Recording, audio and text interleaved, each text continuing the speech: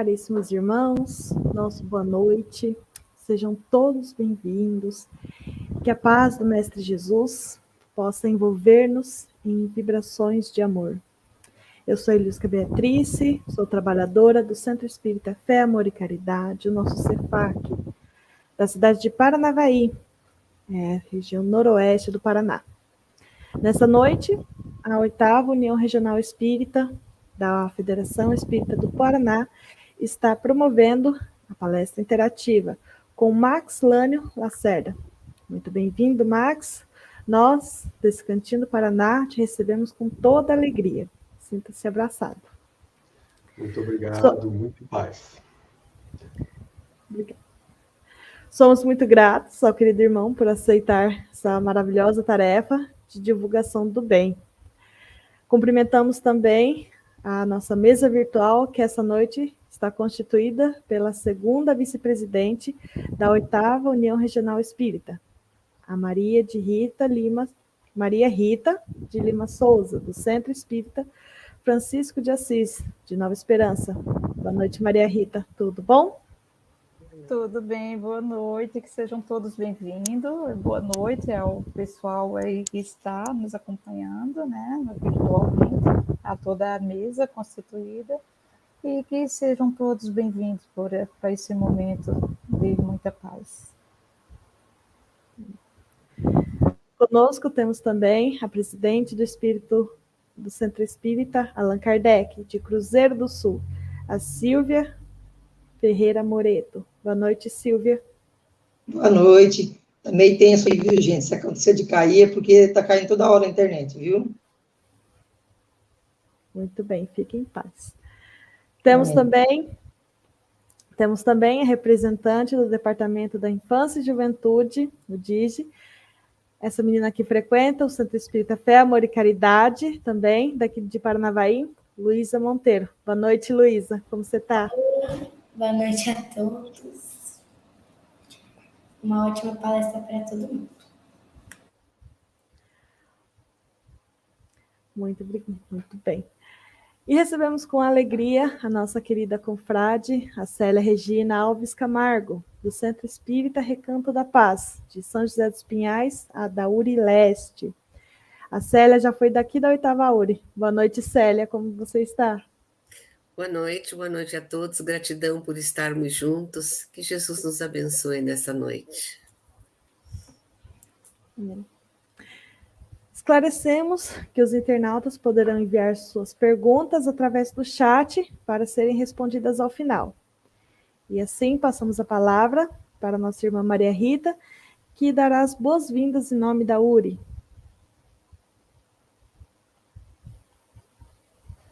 Boa noite a todos, que sejam todos bem-vindos. A você, Max, que seja muito bem-vindo, se sinta abraçado por todo o noroeste do Paraná, e que possamos essa noite compartilhar, né, com esses ensinamentos, que tenhamos um momento de muita alegria. E a todos os internautas que nos acompanham, que sejam todos bem-vindos e que possamos nos mergulharmos, né, nessa mensagem, nesse aprendizado, neste momento. Que a paz do Mestre nos envolva e que tenhamos um bom evento. Obrigada a todos. Muito obrigada, Maria Rita. Agora, passamos a palavra para a Silvia, que conduzirá nossos pensamentos em prece. A palavra é sua, Silvia. Obrigada. Pai misericordioso, muito obrigada por estarmos reunidos todos nesse momento em Teu nome. Que a Tua presença possa estar nos iluminando, nossos pensamentos, para que possamos focar na palavra da noite. Muito obrigada por estarmos aqui. Parece que ela caiu. Então, vamos agradecer a Deus, pedir que ilumine essa palestra, que possamos tirar bons proveitos das palavras de nosso amigo Max, que Deus o ilumine também, para que saiba guiar com sabedoria, e que o ilumine também para que seja tudo muito bem esclarecido.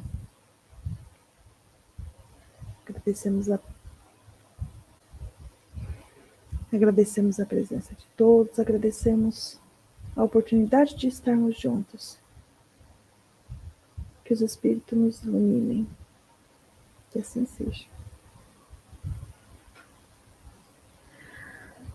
Muito bem, então convidamos a Luísa Monteiro. Ela apresentará o palestrante e em seguida o nosso confrade Max Lânio Lacerda dará início à palestra dessa noite. A palavra é sua, Luísa. Boa noite a todos. Max Lânio Lacerda, nosso expositor desta noite, é profissional da área geologia, com título de doutor pela Universidade de Brasília, onde mora e trabalha, atuando ainda como professor universitário, vinculado à FEB, Federação Espírita Brasileira, na qualidade de facilitador em diversos grupos de estudo. Tem nos evangelhos sua aptidão de labor. Em seu Instagram, ensinando a página, lê-se: a mensagem do Cristo precisa ser conhecida, meditada, sentida e vivida, não por acaso. Portanto, o tema de hoje é o Evangelho segundo o Espiritismo. A obra.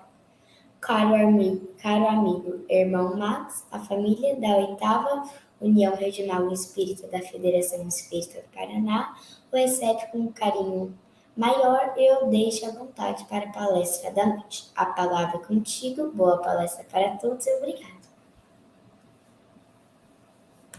Muito obrigado, pequena Luísa. Uma alegria ouvir você fazendo essa apresentação. Nos encanta o coração, esse grupo que estamos conhecendo agora, novos amigos que vamos formando, desde as pequenininhas como você. Uma alegria estar aqui com vocês e especialmente para falar daquilo que é de maior nobreza que nós poderíamos buscar, que é o Evangelho. E nós vamos conversar com esse Evangelho hoje, mas ele, segundo a doutrina espírita, como é que ele foi concebido. E o que nós queremos fazer hoje aqui é resgatar a história da construção dessa obra. Porque se nós formos buscar na análise das obras do Pentateuco, como nós podemos perceber, nós vamos notar que essa obra ela aparece em meio a duas outras. A primeira obra do Pentateuco espírita surgiu em 1857 e foi um verdadeiro, vamos dizer assim, verdadeiro movimento que aconteceu na sociedade parisiense daquela época e logo em seguida pelo mundo afora. Logo depois, em 1861, irá surgir o Livro dos Médiuns, ensinando aqueles que eram portadores de mediunidade a como lidar com isso. E em 1864 surge essa obra da qual nós vamos falar hoje.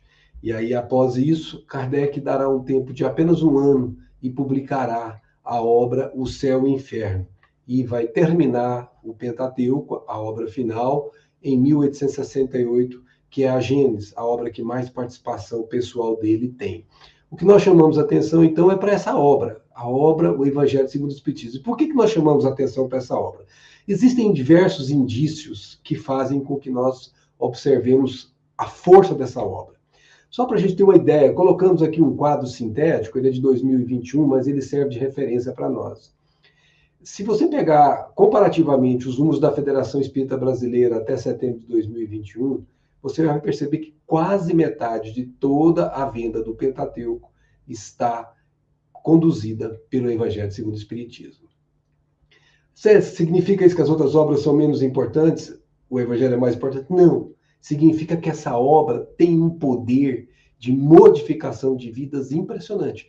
Tem um poder de consolação que supera todas as expectativas que a gente pode esperar de uma obra. E é por isso que nós elegemos essa obra para conversar sobre ela hoje. E nós queremos falar, como nós dissemos, do como essa obra foi construída. Primeiro ponto que nós vamos detectar quando estudamos essa história é que, curiosamente, eu digo curiosamente porque para mim pareceu muito curioso quando eu descobri isso, através dos estudos, das pesquisas, Esta obra não foi escrita em Paris. Esta obra foi escrita fora de Paris. E foi a única das 5, as outras 4 foram escritas em Paris. E eu me perguntei, por que será que esta obra teve que ser escrita fora de Paris? E nós vamos descobrir que a psicosfera, aquela mentalidade vigente na Cidade das Luzes naquela época, estava em toda a sua forma vicejante. E vir esta obra nessa ambiência toda ligada a pensamentos humanos ainda muito contraditórios, era, para o peso que essa obra tem na vida das pessoas, uma situação não favorável. E os espíritos deliberaram, portanto, fazer com que ela fosse redigida, que ela fosse construída, que ela fosse elaborada fora de Paris. E como é que nós sabemos disso? Essa obra, chamada Obra Póstumas, que nós só tomamos conhecimento porque foi publicado 21 anos depois da desencarnação de Allan Kardec, notas suas pessoais, notas, inclusive, que não estavam prontas e acabadas. Eram, às vezes, ensaios que Kardec estava elaborando que não julgou conveniente vir a lume à época dele. Mas como ele desencarnou 21 anos depois, sob o apoio e vamos dizer assim, o desejo de sua esposa, Amélie Boudet, foi deliberado que ela seria publicada, e publicaram essa obra com o nome de Obras Póstumas. Não foi feito um filtro, como faria Kardec, então ela está ali tal como Kardec a escreveu. Nós não queremos falar sobre essa obra hoje, nós queremos falar uma parte dessa obra que é importante para a nossa conversa hoje. E essa parte é a segunda parte dessa obra, que tem anotações puramente pessoais. São anotações de Kardec que nós não conheceríamos, acredito, se não fosse por essa decisão de ser publicado postumamente essas notas. E nessas notas nós vamos encontrar um capítulo que ele chamou de extratos, em extenso, do livro das previsões concernentes ao Espiritismo.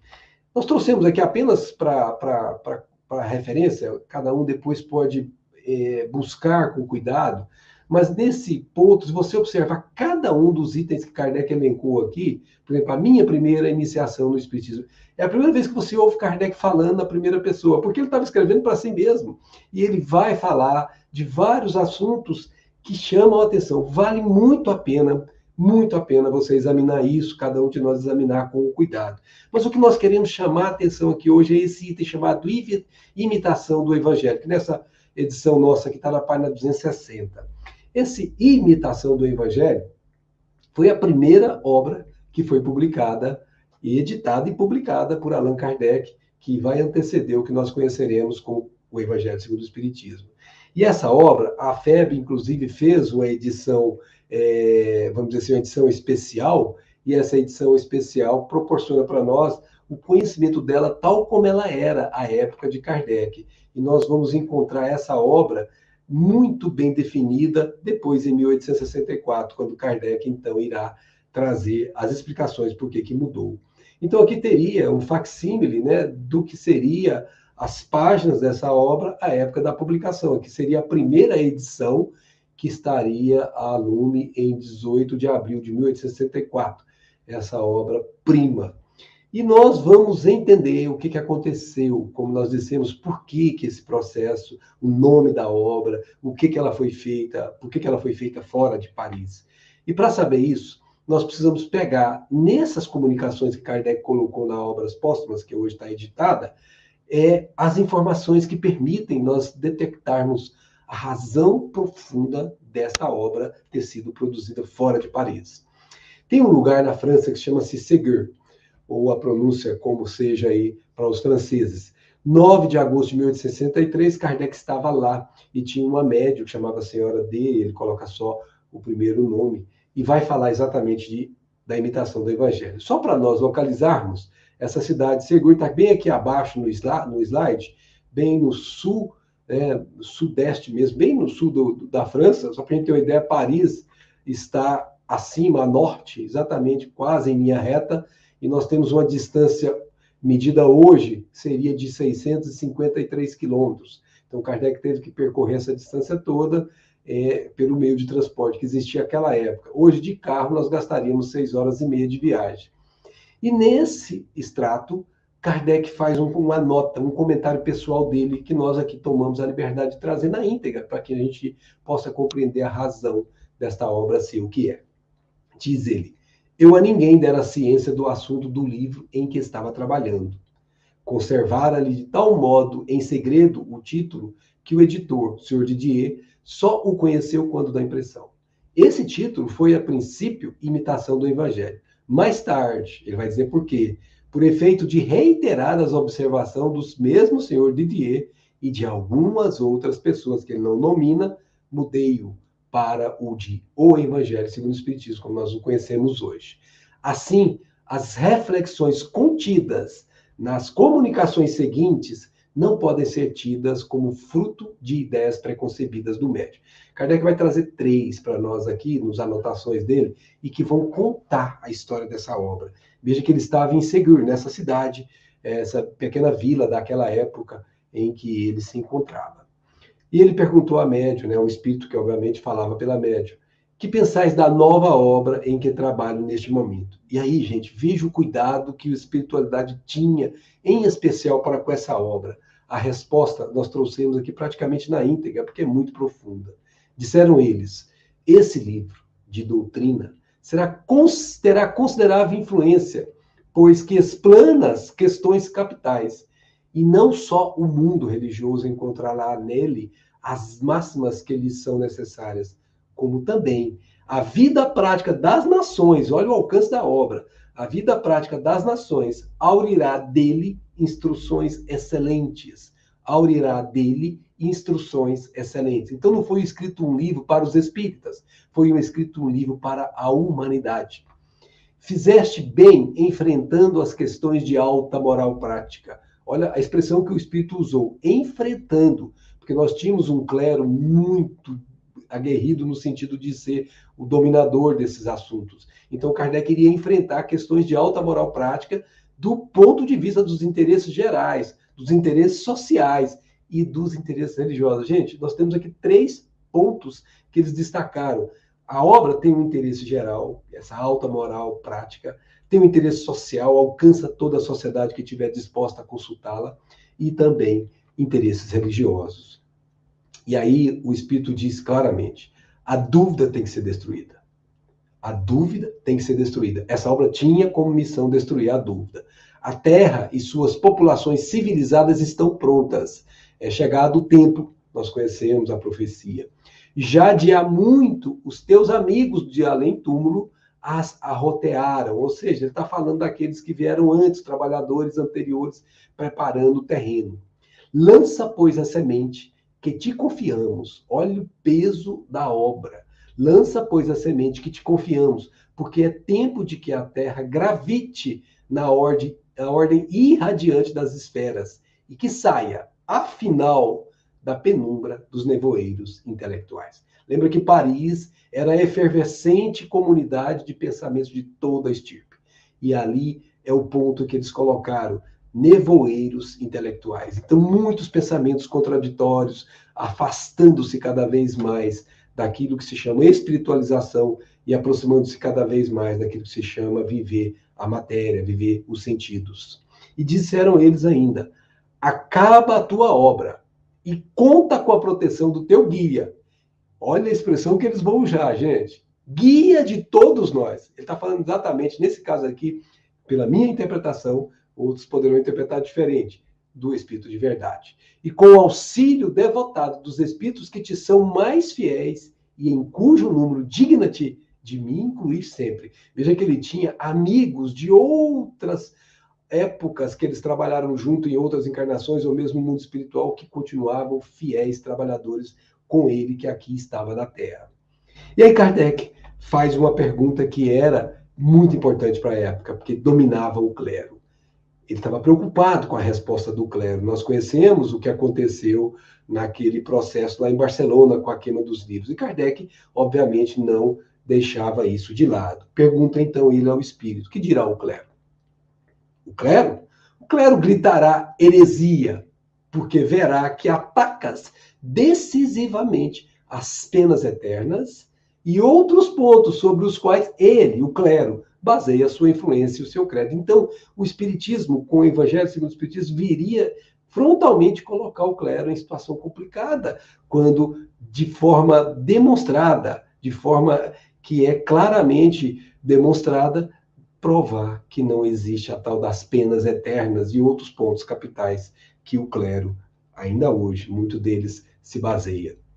Gritará tanto mais o clero, quanto se sentirá muito mais ferido do que com a publicação de O Livro dos Espíritos, cujos dados principais, a rigor, o clero até poderia aceitar. Agora, porém, tu entraste por um novo caminho, no qual não poderá ele acompanhar-te. Então, Kardec aqui estava fazendo uma divisão. Não era mais alguma coisa que pudesse até ser assimilada por eles sem muito embate. Agora que não. Kardec iria bater frontalmente com conceitos seculares da igreja. O anátema secreto se tornará oficial. Então, aquilo que eles eram contraditores do Espírito, mas eram silenciosos na maior parte das vezes. Aqui, depois disso, o Espírito está antecipando, vai se tornar oficial. E os espíritas serão repelidos. Olha como ele antecipa tudo, antes da publicação da obra. Como foram os judeus e os pagãos pela Igreja Romana. Veja que a história se repete no processo das revelações. Primeira revelação, segunda revelação, terceira revelação.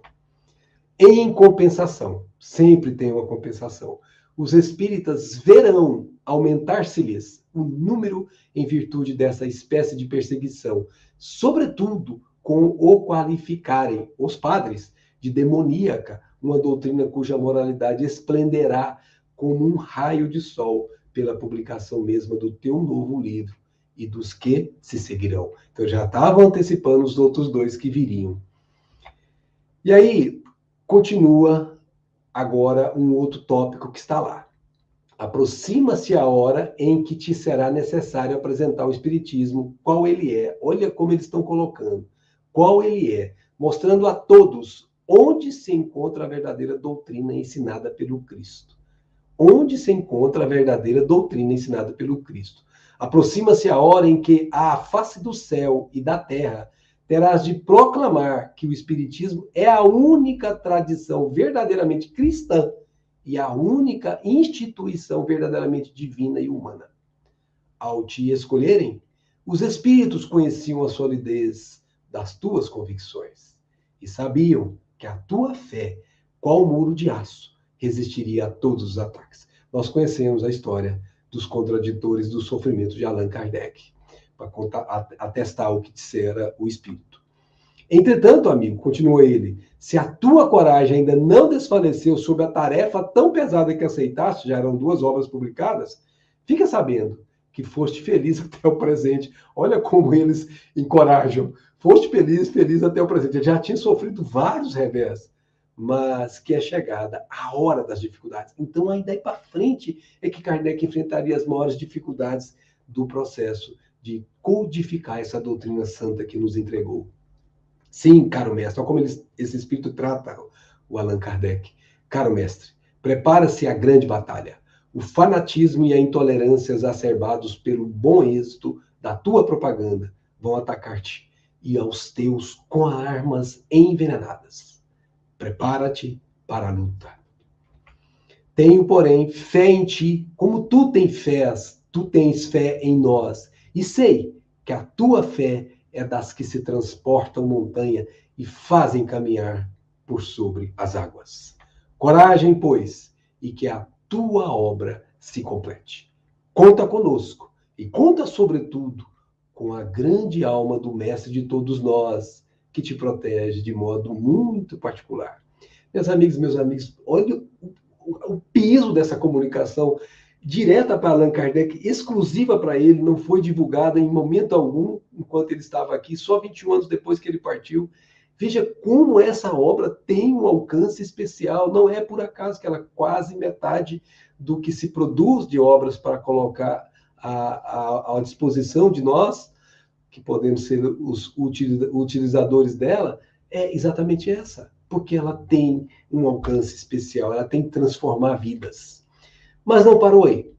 Ele estava inseguro, produzindo essa obra, silenciosamente, nem o nome ele tinha conversado. E vem uma segunda comunicação mediúnica, agora no dia 14 de setembro de 1863. Lembremos que a obra foi publicada em 1864. Kardec faz uma nota a esse seu apontamento. Eu solicitara para mim uma comunicação sobre um assunto qualquer e pedira que ela me fosse enviada para o meu retiro em Saint Adresse. Agora ele não está mais em Ségur, ele está em Saint Adresse, que nós vamos ver que é uma outra localidade, Saint Adresse, que existe no dia de hoje, e ele está aqui agora, quase próximo do Canal da Mancha, um lugar onde ele tinha o ar marinho que lhe ajudava na sua saúde, e nós lembramos que Paris está aqui um pouco mais próximo, para olhar um pouco mais aqui o Rio Sena desaguando, né, no Canal da Mancha, e nós temos aqui Kardec instalado aqui em sua residência. Então, hoje, daria 2 horas e 28 minutos, aí, 200 quilômetros de distância aproximadamente. E aí o Espírito alguém manda o que o Espírito passou para ele. E o Espírito diz, quero falar-te de Paris, embora isso não me pareça de manifesta utilidade, uma vez que as minhas vozes íntimas se fazem ouvir em torno de ti e que teu cérebro percebe as nossas inspirações com uma facilidade de que nem tu mesmo suspeita. Veja como Kardec era intuído o tempo todo. Os espíritos estavam em torno dele, eram muitos espíritos coordenados por um espírito maior. Nossa ação, principalmente, a do Espírito Verdade, olha quem ele é, falando dele agora, é constante ao teu derredor. E tal que não a podes negar. Kardec percebe isso em certos momentos. Assim sendo, não entrarei em detalhes ociosos a respeito do plano de tua obra. Plano que, segundo meus conselhos ocultos, modificastes com ampla... Antes de passar esse texto, eu queria destacar isso aqui, ó. As minhas vozes íntimas que fazem ouvir em torno de ti e que teu cérebro percebe nossas inspirações com uma facilidade que nem tu suspeitas. Nossa ação, principalmente a do Espírito Verdade, é constante ao teu derredor e tal que não a podes negar. O que eu parei para chamar a atenção aqui, pessoal? Quando a gente está dedicado a um trabalho dessa envergadura, qualquer um que é eleito para cumprir um trabalho no bem, em que vai legar à humanidade profundo ensinamento, nós temos aí um acompanhamento, uma aproximação de almas tão elevadas que nós nem suspeitamos, mas estão conosco. Então, modificaste tão amplamente e completamente. Compreendes agora porque precisávamos ter-te sob as mãos, livre de toda preocupação outra que não a da doutrina. Uma obra como a que elaboramos de comum acordo necessita de recolhimento e de insulamento sagrado. Entendemos aqui agora claramente por que ele não estava mais em Paris conversando sobre essa obra, trabalhando nesta obra, ou recebendo as intuições, as inspirações para essa obra. Eles precisavam de uma ambiência de recolhimento. Não é por acaso, minha amiga e meu amigo, que é espírita. Todos nós precisamos nos recolher em certos momentos para podermos entrar em comunhão com o mais alto. Os ruídos mundanos influenciam nessa sintonia com o mais alto. Continuamos. Tenho vivo interesse pelo teu trabalho, que é um passo considerável para a frente e abre, afinal, ao Espiritismo, a estrada larga das aplicações proveitosas a bem da sociedade. Com esta obra, o edifício começa a libertar-se dos andaimes e já se lhe pode ver a cúpula a desenhar-se no horizonte. Continua, pois, sem impaciência e sem fadiga. O monumento estará pronto na hora determinada. Sabiam exatamente o que ia acontecer. Terminaria essa obra, que já levantaria um edifício chamado Doutrina Espírita, Evangelho segundo o Espiritismo, sendo a parte principal desta obra. E na hora certa viriam as outras duas. Esse trecho aqui é importante destacarmos. O edifício começa a libertar-se dos andaimes. O planejamento da obra do Espiritismo estava muito bem desenhada pelos espíritos que serão conduzidos pelo Espírito de Verdade. Continua o Espírito. Já tratamos contigo das questões incidentes do momento, isto é, das questões religiosas. Vimos isso na primeira comunicação. O Espírito Verdade te falou das rebeliões que já se levantam na hora presente. Essa comunicação do Espírito Verdade ele não colocou. São necessárias essas hostilidades para manter desperta a atenção dos homens, que tão facilmente se deixam desviar de um assunto sério. Aos soldados que combatem pela causa, incessantemente se juntarão combatentes novos. cujas palavras e escritos hão de causar sensação e levarão à perturbação e à confusão às fileiras dos adversários.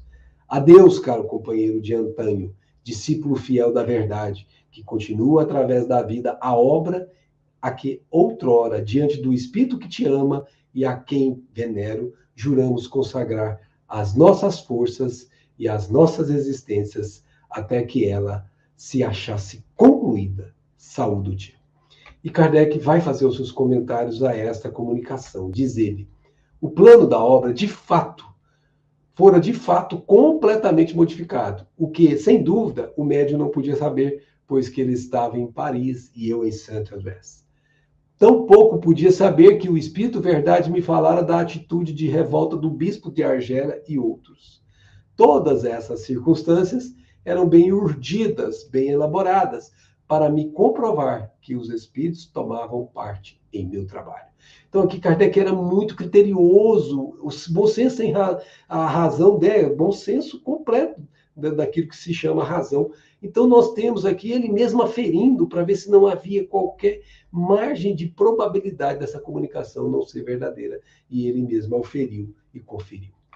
E aí vem a terceira, que não estava na obra que foi publicada 21 anos depois da desencarnação dele. Essa comunicação foi encontrada depois por pesquisadores da Federação Espírita Brasileira e depois completou essa obra como apêndice. Esse apêndice foi inserido a partir da 15ª edição de Obras Póstumas em 1975, obviamente, da Federação Espírita Brasileira. E lá está a imitação do Evangelho, fenômeno de clarividência, e aqui é Paris, 20 de outubro de 1863. Vocês observarem, nós estamos avançando no tempo, mas ainda estamos no ano de 1863. E aí acontece um caso interessantíssimo, porque Kardec não estava em Paris, estava em Ségur, e aí uma senhora vai visitá-lo, e a sua esposa a recebe. A senhorita chamava senhorita V, e ela é dotada de uma notável segunda vista, ou seja, ela tinha a vidência claríssima, conseguindo não só ver os espíritos no estado normal, sem que esteja sonambulizada, como também observar com grande precisão os fatos que se desenrolam à distância. Ou seja, ela conseguia se desdobrar, emancipar-se parcialmente em movimentos para ela naturais e conseguia ir onde precisava ir. E aí, conta Allan Kardec sobre isso. Uma vez em Paris, onde veio passar uns dias, deliberou visitar-me na rua Sainte-Anne, tendo encontrado minha esposa, vez que, desde meu retorno de Saint-André, me havia retirado para seguir, a fim de, com mais tranquilidade, trabalhar em minha obra sobre o Evangelho. De novo, atendendo à orientação dos Espíritos, ele precisava se afastar da psicosfera muito turbulenta de Paris. Nosso encontro foi impossível, em vista de ter a senhorita empreendido a viagem de regresso ainda naquela tarde. Mas durante a conversa com minha esposa, diz-lhe esta: uma vez que não podereis avistar-vos com meu marido, o que ele muito lamentará, não podereis transportar-vos em espírito até onde se encontra e vê-lo? Essa foi a pergunta de Amélie Boudet. E aí a senhora, por um instante, recolheu-se e disse: sim, vejo-o.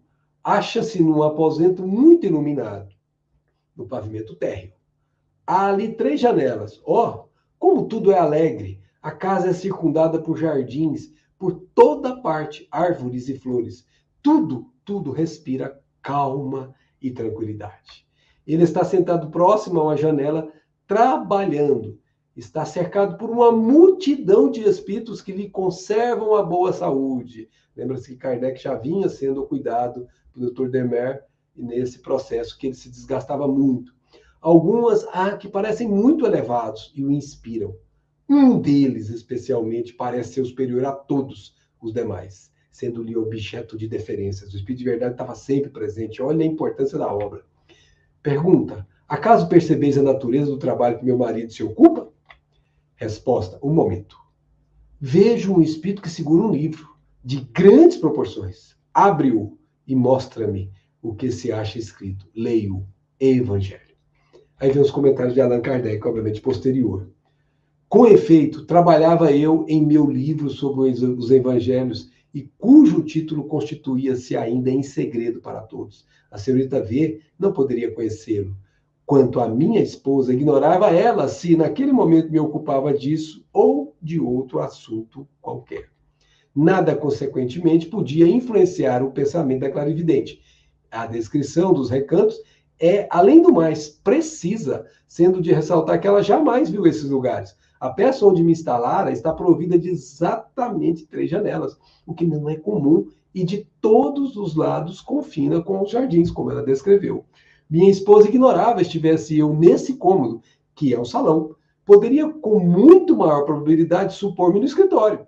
Todas as circunstâncias comungam na prova de que, em realidade, a senhorita V a tudo presenciava, não sendo joguete da própria imaginação. Veja o criterioso Allan Kardec agindo.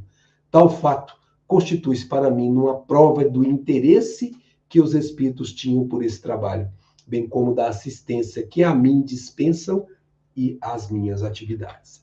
Então, aqui está a obra que foi produzida logo em seguida, em 1864, que tem uma estrutura que nós vamos passar muito rápido, por causa do tempo, é claro, como ele foi ordenado, né? Kardec já falou isso na introdução do livro do Evangelho, muito importante essa introdução, e que o que importa é que nós vamos buscar aqui essa questão. Você pode dividir, para você fazer um estudo sobre o Evangelho, em 5 partes, né?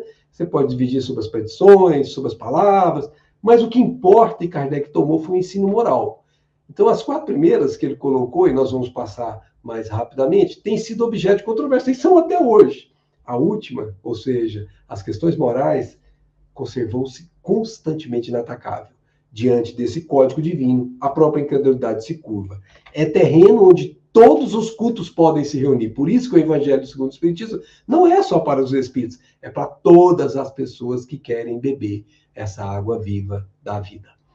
Reunir-se estandarte sobre o qual podem colocar-se, quaisquer que sejam suas crenças, porquanto jamais ele constitui matéria de disputas religiosas que sempre e por toda parte se originam das questões dogmáticas.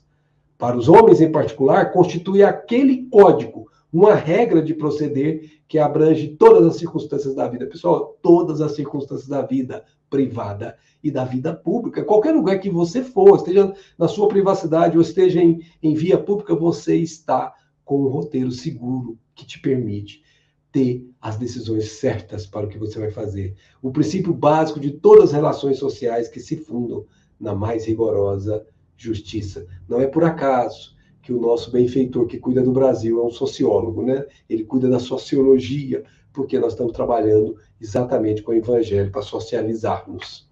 É, finalmente, acima de tudo, o roteiro infalível, e essa palavra é importante, roteiro infalível para a felicidade vindoura, o levantamento de uma ponta do véu que nos oculta a vida futura. Essa parte é a que será objeto exclusivo dessa obra. Nós vamos observar, gente, se nós pegarmos a Gênesis, por exemplo, Kardec vai tratar de outras partes do Evangelho, mas não sobre o cunho moral, especificamente. Ele vai tratar, por exemplo, se aquilo aconteceu realmente, se não aconteceu. Aqui não. Aqui ele não vai se preocupar com isso, ele vai se preocupar em extrair da letra o espírito que está nela. E os capítulos também é mais para convidar as amigas e os amigos que nos acompanham a depois estudarem. Tem uma lógica que alguns estudiosos aqui mesmo do Brasil têm feito, e nós tomamos aqui de um deles, que está na própria internet, e que você vê, você enxerga desse esquema bem feitinho aqui, nos permite ver. Você tem o capítulo precedente, o capítulo central e o capítulo subsequente, eles são sempre ligados. Você pega um versículo-chave, que foi o Kardec fez, e ele costuma dividir em versículos satélites, que podem ter ou não, às vezes, a maior parte das vezes tem, quatro deles ou menos, ou até não ter. Tem os seus comentários, pode às vezes ter só o comentário de Kardec, são poucos, e tem os comentários dos Espíritos, pode às vezes ter só o comentário dos Espíritos, são poucos, mas a maior parte tem o comentário de Kardec dos Espíritos. E a obra em seu conjunto, ela tem uma lógica também, tem uma base fundamentada. Por exemplo, a base da obra, se você for estudar, você vai ver que constitui 1 a 5, que são esses capítulos que nós vamos colocar aqui apenas ilustrativamente, né? Não vim destruir a lei, que ele começa com a beleza que é esse capítulo, e vai depois dizer que ninguém poderá ver o reino de Deus se não nascer de novo. Depois vai falar da redenção individual. Essa é a interpretação, gente, que alguns estudiosos do Evangelho, e eu me coloco aqui como partidário dessas visões, e conseguiram entender o livro desta forma. O capítulo 5 até o 17 seria tratado sobre a redenção individual. Então, você teria do capítulo 5 ao 10, né? E aqui você teria o chamado Códigos da Vida, que são as bem-aventuranças que o nosso querido mestre cantou lá naquele monte. E nos capítulos de 11 a 17 é a execução. Faze isso e viverás. Se nós aprendermos a ouvir o evangelho lá no sermão e colocar isso em prática, seremos felizes. Depois, passa do individual para o coletivo. Dá, obviamente, para extrair isso na leitura do capítulo 18 ao 26, nós vamos encontrar essa redenção coletiva e até o que nós chamamos um novo mandamento eu vos dou, que vos ameis uns aos outros como eu vos amei. Então, nós vamos nos ver aqui coletivamente uns com os outros. E, por fim, a redenção final, que trata-se do capítulo 30, ou melhor, 27 até o 28. São 2 capítulos. É o capítulo que tem Pedi e Obtereis e a coletânea de preces, que era um outro livro que Kardec colocou aqui. Esse capítulo 28, gente, é o mais longo de todos, porque é uma coletânea que Kardec introduziu como sendo o último capítulo. Mas nós vamos perceber que não é só prece. Quando você estuda esse capítulo, você fica impressionado com a capacidade do mestre de Lyon.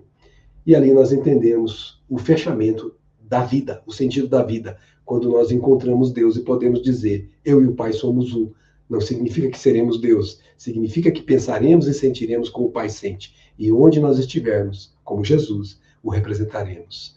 E aí, então, esse é o ponto final de que nós podemos tomar como base para iniciar um aprofundamento desta obra.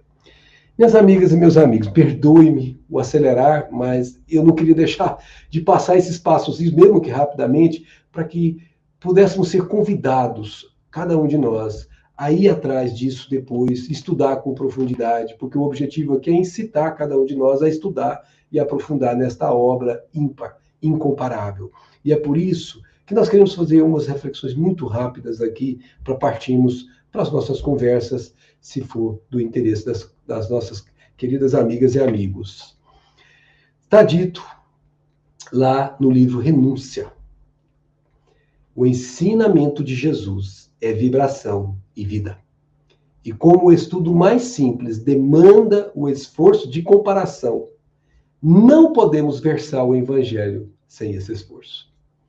Amigas e amigos, o que Alcione, um espírito lá de Sírios, que veio aqui para salvar uma alma querida sua, o que ela está dizendo para nós? Ela está dizendo que você não vai poder atingir o propósito final do Evangelho, conseguir vivê-lo, se você não começar a estudá-lo, fazer comparação, fazer análise, ou seja, debruçar-se para que a lógica, o raciocínio lógico que está por trás do plano que Jesus trouxe, seja compreendido racionalmente, e não de forma piegas que nos leva ao fanatismo, mas racional. Eu sei o que tem atrás disso. Eu sei qual o sentido profundo dessa obra. É disso que ela está falando. E não tem jeito de fazer isso sem esforço, gente. Nós temos que estudar. O Evangelho, em sua expressão total, é Alcione que diz pelas mãos de nosso querido Emmanuel, é um vasto caminho ascensional. Por isso, a escada de Jacó da vida, cujo fim não poderemos atingir legitimamente sem conhecimento e sem aplicação. E olha o detalhe, de todos os detalhes. De todos os detalhes. Se queres vir após mim, negue-se a si mesmo, tome a sua cruz e siga-me, disse Jesus. Presta atenção na sequência de detalhes que tem nessa sentença. Agora presta atenção na sentença de cada parte do Evangelho que nós temos que aprender. Muitos estudiosos, continua ela dizendo, presumem haver alcançado o termo da lição do mestre, com uma simples leitura, vagamente raciocinada. Olha o que ela diz, isso, contudo, é erro grave. Então, se nós vamos compulsar o Evangelho superficialmente, sem nos atermos ao aprofundar necessário, estaremos cometendo um erro grave. Aliás, temos cometido isso ao longo dos séculos que precederam o que estamos vivendo. Por isso, diz ela, e nós tomamos isso aqui como regra de vida, a mensagem do Cristo precisa ser conhecida, meditada, sentida e vivida. 4 etapas, minha amiga e meu amigo. Conhecida. Começamos a ter aqui a pérola do Evangelho segundo o Espiritismo, que nos permite conhecer com a profundidade que precisamos. Meditar. A cada passagem, parar, pensar, não avança, não avança. Para. Medita sobre aquilo que você leu, que você estudou, que seja em conjunto que vocês estudaram, e veja o que aquilo que significa na profundidade do ser. E veja o quanto isso vai fazer dentro da gente, aquele movimento de a gente sentir realmente, aquela emoção profunda, como se a gente estivesse sentindo uma saudade enorme de Jesus, faz com que a gente, às vezes, não consiga sopitar as lágrimas que insistem em descer pela profunda emoção que essa meditação do que foi conhecido proporciona. E, por fim, minha amiga e meu amigo, onde nós formos, seja na via pública, seja na intimidade dos nossos lares, precisamos fazer um esforço enorme para abandonar o homem velho, a pessoa velha, a criatura velha que temos sido e construir essa criatura nova, essa pessoa nova que precisamos ser. Isso significa viver. Viver o Evangelho com as forças que nós já possuímos hoje é a missão inalienável. Nós não temos como aliená-la. É a missão indelével. Uma vez vivida, nunca mais se apaga de você. E é a missão que você não deveria postergar. Enquanto está a caminho, tratemos de viver o Evangelho, porque dia virá que não teremos luz para caminhar. E aí, sem o Evangelho, no escuro da vida, teremos muito mais dificuldade. Por isso disse Jesus, e encerramos com esta passagem que foi anotada por Mateus. E este é o Evangelho do reino será pregado no mundo inteiro, como os Espíritos disseram, para todas as nações, em testemunho a todas as nações. E aí, então, gente, virá o fim. O mundo não vai acabar. O que vai acabar é a ignorância do mundo acerca da vida. Quando isso acontecer, quando esse Evangelho tiver sido conhecido, tiver sido meditado, tiver sido sentido e, sobretudo, vivido, o fim virá. E nós seremos, então, uma nação única chamada Planeta Terra Feliz, um planeta regenerado, entrando para os albores dos mundos felizes. Muita paz a todas, muita paz a todos e muito obrigado pela sua atenção.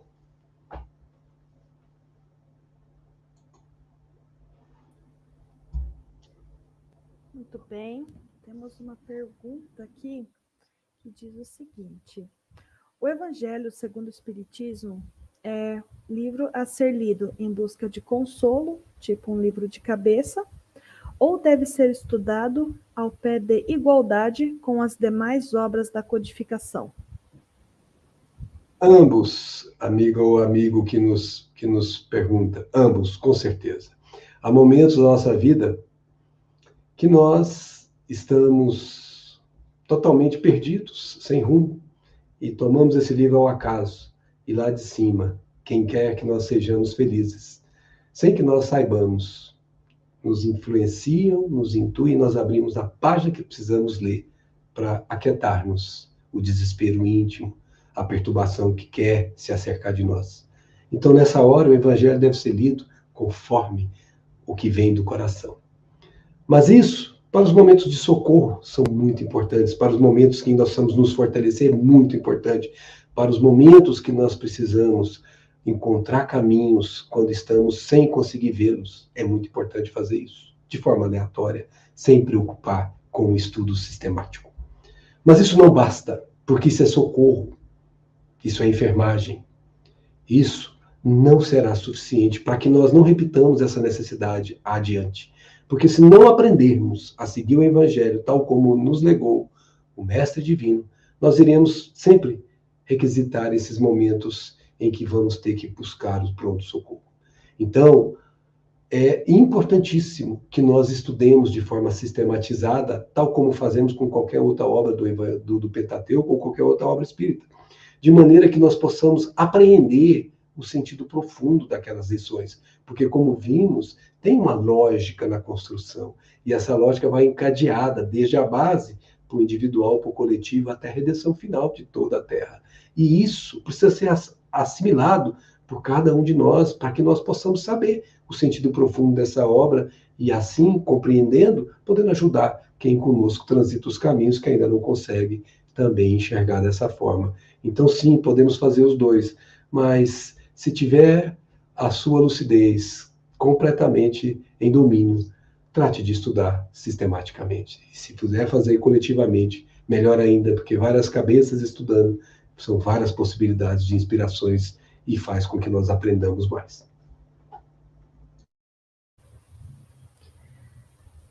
Agradecemos imensamente, Max, pela palestra, pelos esclarecimentos. Se desejar fazer mais alguma consideração, a palavra está aberta. Então, gratidão pela oportunidade de falarmos sobre tema tão grave, que nós não temos a menor condição de fazê-lo, mas vocês nos permitiram falar de um tema tão elevado, com essa dificuldade que nós temos evolutivamente falando, e obviamente isso para mim é uma benção, porque cada vez que falo disso, isso vibra em mim. Então, que a gratidão seja a nossa maneira de despedir. Muita paz a todas. Novamente, muito obrigada. Nós gostaríamos de convidar a todos os presentes para a próxima palestra, que será dia 21 de janeiro de 2023, nesse mesmo canal, com a Jussara Korngold, dos Estados Unidos. Agora, convidamos nossa querida Célia Camargo, que fará a prece final.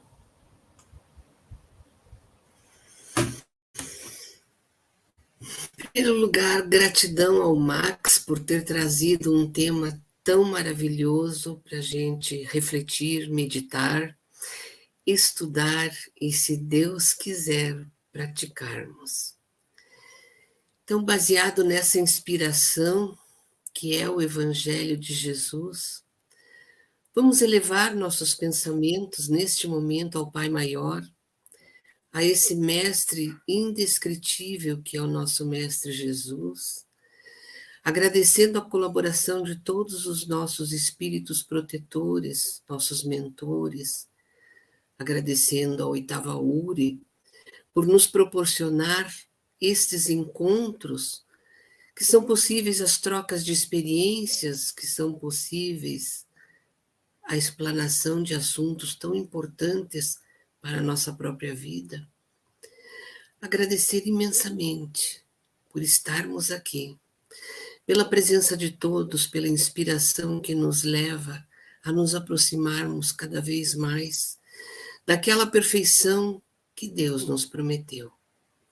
Que possamos tirar desta noite valiosos ensinamentos para a nossa vida, que realmente, como um código de conduta moral para a nossa elevação, façamos do Evangelho de Jesus o nosso livro de cabeceira, não apenas nos momentos de aflição, mas em todos os momentos que a gente busque respostas para a nossa própria existência, que nos mostre caminhos que nos levem a não mais precisar de socorro, porque todo bem, todo aquilo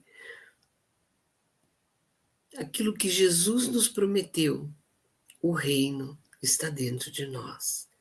Que possamos encontrá-lo nessas palavras que estão escritas no Evangelho de Jesus. Gratidão, Pai, pela grande oportunidade de conhecermos essa doutrina e que possamos chegar o quanto antes a sabermos praticá-la no nosso dia a dia. Abençoa-nos hoje e sempre e que possamos ter novas oportunidades de reflexão e aprendizado. Muita paz.